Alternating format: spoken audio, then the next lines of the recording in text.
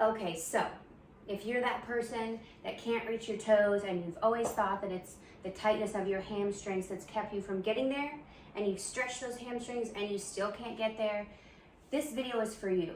I want you to learn to mobilize the joints that could help get you further into that forward fold. We're going to start by mobilizing the ankle. So make your way down to your mat. And we're going to start with the right foot. So I want you to lift that right knee in, grab onto it with both hands, and just support it up against your body. We're going to take some mobilizing for the foot. Working that ankle, I want you to point the toes toward the face. And I'm just going to turn to the side a little bit so you can see what's going on here. Pointing the toes toward the face. Bring that foot up. Good. From there, tilt your foot in and then take it around into a circle, nice and slow. Stop at the top. Pull the toes toward the face. Tilt the foot in and take it into a circle, nice and slow. Again, pull the toes toward the face. Tilt the foot in and then take that ankle into a controlled circle. Good. Again, pull the toes toward your face. Tilt the foot in and take that circle. Release that right leg. Let's go on to the left. Draw that left knee into the chest. Support it with both hands and then point those left toes toward your face. Turn that foot in and take a slow circle with that ankle. Point the toes toward the face. Drop the foot in and take that circle. You might be able to even see that I'm limited on this side. Keep going. Toes toward the face. Drop the foot in and take the circle. I broke my foot about 6 months ago, and I've been working on drills to increase my range of motion myself. Toes toward the face. Drop the foot in and take it around for that circle. Nice job. So 3 joints that get tight that can keep us from finding our forward fold: the ankle, the hip, and the thoracic spine. We did some drills for the thoracic spine with the pushing of our back, rounding our spine where we're in that forward fold and holding and then releasing. We've just mobilized the ankle. Let's get into the hip. So meet me in a tabletop position. The knees are going to be directly underneath your hips. Your hands are going to come down directly underneath your shoulders. Tuck the toes for support and balance. I want you to take your leg out to the side like it's a fire hydrant. You're going to push that heel up, the sole of the foot towards the ceiling, and then bring the foot down. Again, lift that leg out to the side. Turn the sole of the foot up to the ceiling as you bring the leg back behind you, and then release it to the ground. Again, lift it out to the side. Turn the leg until the sole of the foot is facing the ceiling and the leg is directly behind you, and then release it to the ground. Let's go the opposite way. Lift that foot up behind you. Bring that hip around to that fire hydrant and then release it to the ground. Let's try that again. Lift it behind. The sole of the foot is parallel to the ceiling. Reach that knee around. Bring it into that fire hydrant position and then drop it down to the side. Knees directly under hips. We're going to go to the other side.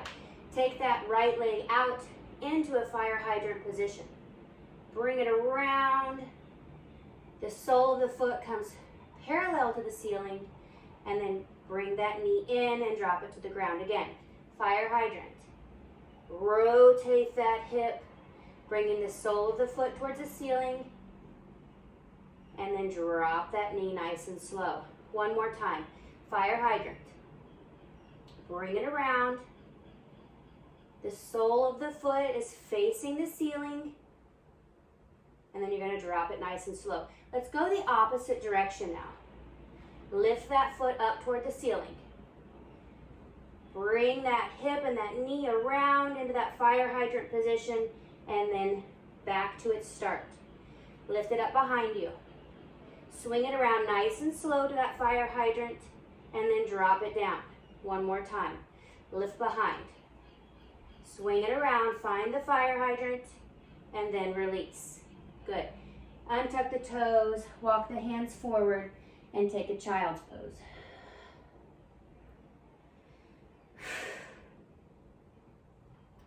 Good, bring it back to your tabletop. We're gonna do one more mobilizing drill for that thoracic spine, and then we're gonna retest our toe touch. Tucking the toes for support, I want you to place your right hand over your right ear. We're gonna reach that right elbow for our left wrist, and then open up that right side body. Bring the elbow right back to that left wrist, and then twist open and up to the right. Go one more time. Right elbow to left wrist. Open up to the right. Good. Drop that right hand back down for support. Bring that left hand over that left ear. Tap that right wrist with that left elbow. And then open to the left. 2 more times. Elbow to wrist and open. 1 more. Elbow to wrist and open. Great job. Find your way back to a standing position, and we're going to retest your toe touch. Now remember where you started before you went through these drills. Make sure the feet are planted directly underneath the hips and reach for the floor. Just that easy. My palms come directly to the floor, and I don't feel restricted here. Come up nice and slow. Round the shoulders. Give them a big shoulder circle. All right, so we're going to give those hips a little more love. Find your way back down to your mat. Let's bring our right leg in front. We're going to take our left leg to the back. We're going to sit in a 90-90. What that means is the right leg is at a 90 degree. The left leg is at a 90 degree. Sit tall here. Now we're going to practice some breathing and move with our belly button driving for our knee. When you find your restriction, hold, and then we'll replay. So first, walk your hands forward. Keep the spine long, and just act as if you're going to touch that belly button to that knee. I don't want the spine to be rounded. I don't want the chest to the knee. I want that belly button coming to the knee. When you find your restriction, stay there. Maybe gently close your eyes and take a breath in through the nose for 4. Hold for 4. And exhale for 8.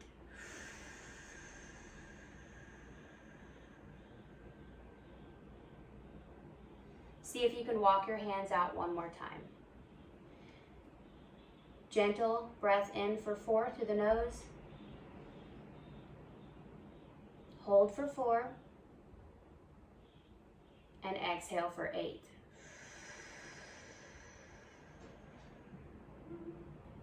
Good. Maybe you can find further range.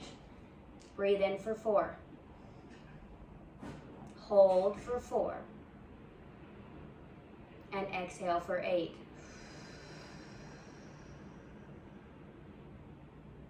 Good. Slowly walk your hands back in. You might find that on that count of 8 exhale, your body is actually lowering itself down closer to the leg, and that is the hopes.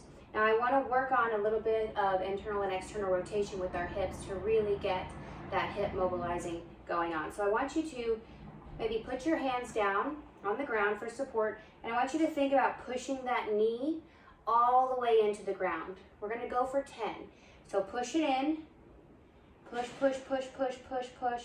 Push as hard as you can to get that knee as close to the ground as you can. We're holding for 10, 9, 8, 7, 6, 5, 4, 3, 2, 1, and release.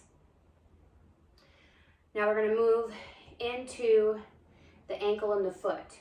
I want you to see if you can pick that ankle and foot up off the ground. It's very difficult, but these are mobilizing drills that will get easier as you practice them.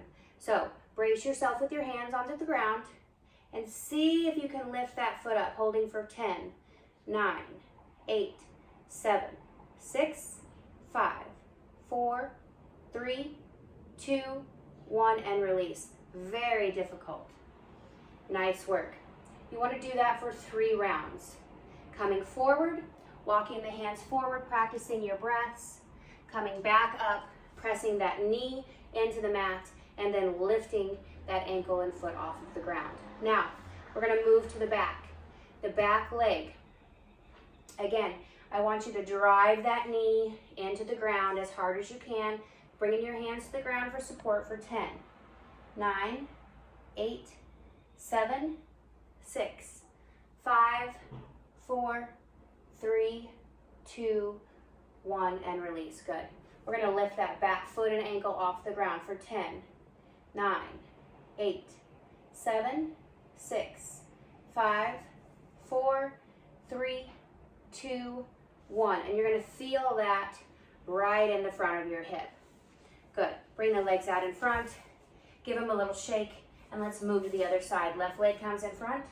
Right leg goes back. Make sure you're at a 90-90. Front leg and back leg. Now we're going to walk our hands with that tall spine over the front leg. Find your resistance and hold. Maybe gently close your eyes and breathe in through the nose for a count of 4. Hold for 4 and exhale for 8.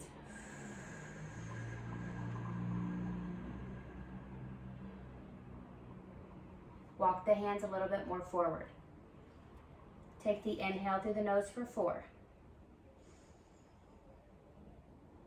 Hold for 4 and exhale for 8.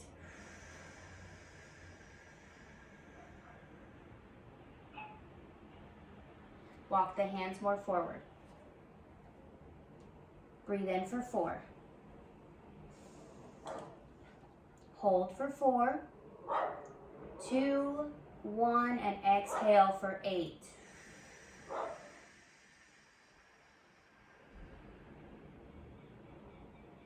Good. Slowly walk your hands in. Find that tall seat. We're going to drive that front knee into the mat for a count of 10. Support yourself on the ground if you need to with both hands and push that front knee into the ground as much as you can for 10, 9, 8, 7, 6, 5, 4, 3, 2, 1, and release. Now we're going to lift that foot and ankle off the ground if we can for 10, 9, 8, 7, 6, 5, 4, 3, 2, 1, and relax.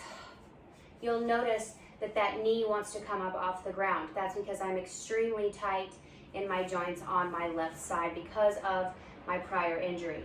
We're going to go to the back leg. I want you to take that knee and drive it into the ground for 10, 9, 8, 7, 6, 5, 4, 3, 2, 1, and relax. Lift that back foot and ankle off the ground for 10, 9, 8, 7, 6, 5, 4, 3, 2, 1, and release. Good. Bring both legs out front and give them a shake. Take a nice cleansing breath in and out. Nice work. Make your way up. Now we want to retest from our original toe touch and see if we've gotten any more range. Feet are directly underneath the hips. Lower down to touch the toes and see if you are further. This time, I'm not just palm down. My elbows are completely relaxed and I can go a little bit further than when I started. Come up nice and slow. Give the shoulders an up, back, and down.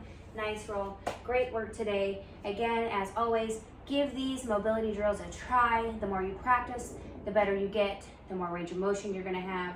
The better you move, the better you feel. Thanks for coming today, guys. I will see you next time.